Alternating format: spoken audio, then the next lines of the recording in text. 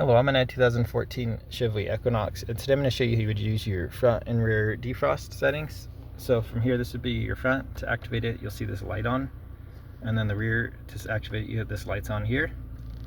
So this front one, when it's on, it's controlled by your fan and your temperature. So this now is going to be blowing out of these front vents up here, and you may also want the AC activated while the front's on, even if you're trying to melt something up there, because the AC, when it's on, it can help pull moisture out of the air so you don't have glass fogging up. And when you're done, you can turn that off, turn the fan off.